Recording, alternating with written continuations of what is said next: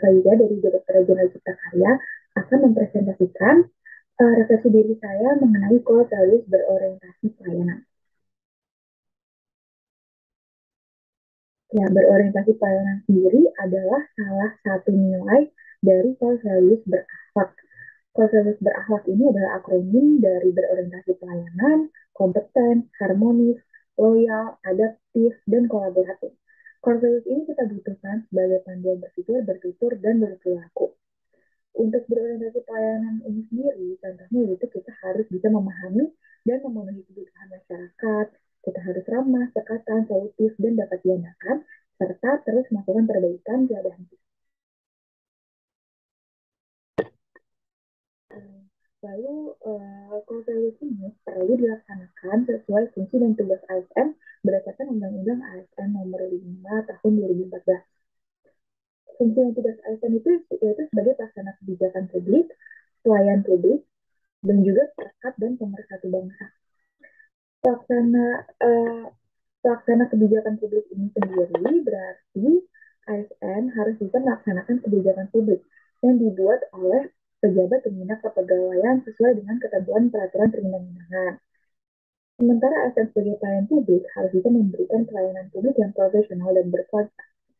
Lalu yang terakhir, ASN sebagai perekat dan pemersatu bangsa harus bisa mempererat persatuan dan kesatuan NKRI. Ada 4 hal fundamental dalam pelayanan publik. Di sini ada 4 hal fundamental dalam pelayanan publik, yaitu pelayanan merupakan hak warga negara.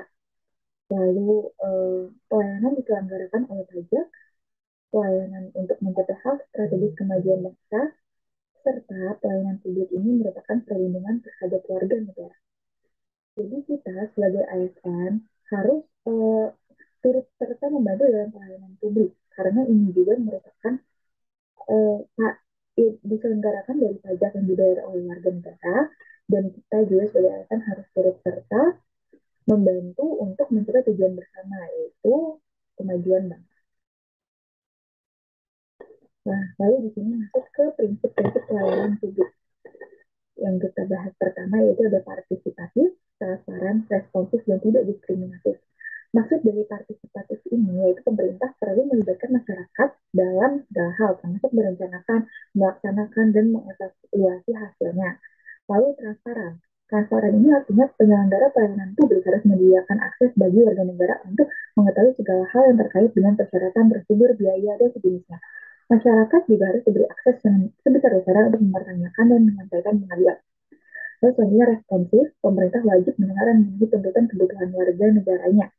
Tidak hanya terkait bentuk dan jenis pelayanannya saja, tetapi juga terkait dengan mekanismenya, tentang jam pelayanan, prosedur, dan biaya. Terus selanjutnya tidak diskriminatif. Pelayanan publik tidak boleh dibedakan antara satu warga negara dengan warga negara lainnya. Lalu lanjut, di sini ada mudah dan murah. Mudah itu baru di sini harus masuk akal dan mudah untuk dipenuhi. Kalau murah ini berarti biayanya terjangkau. Lalu efektif dan efisien, yaitu harus mampu mewujudkan tujuan dengan prosedurnya yang sederhana, tenaga kerja yang sedikit, dan biaya murah. Selanjutnya aksesibel. Aksesibel ini harus dapat dijangkau oleh warga negara. Akuntabel ini berarti penyelenggaraan pelayanan publik juga dilakukan dengan menggunakan fasilitas SDM manusia yang dibayar melalui pajak. Lalu harus berkeadilan. Berkeadilan ini melindungi warga negara dari praktik buruk yang dilakukan oleh warga negara lain. Nah, untuk mendukung ASN dalam bisa berorientasi pelayanan, yaitu kita harus memberikan pelayanan yang prima. Apa saja itu? Yaitu di sini ada 6 contoh, yaitu dicatat manajemen komitmen, yaitu komitmen pimpinan dalam penyelenggaraan pelayanan publik. Lalu strategi konsep, yaitu kita harus menjalankan dan mengatakan kebutuhan. Lalu tadi ada sesuai SOP-nya, lalu harus satisfying buat employees and customers, jadi memberikan perlindungan bagi internal pegawai juga masyarakatnya. Lalu kita harus managing productivity. Jadi sumber daya manusianya harus kita ikutkan pengembangan kompetensi, harus ada keselamatan kerja, dan lain-lainnya.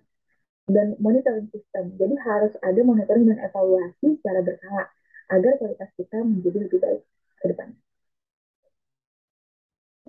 Sekian yang saya bisa sampaikan. Semoga kita sebagai ASN dapat menerapkan dan mengimplementasikan core values terutama berorientasi pelayanan dan menjadikan Indonesia negara yang lebih baik ke depannya. Terima kasih.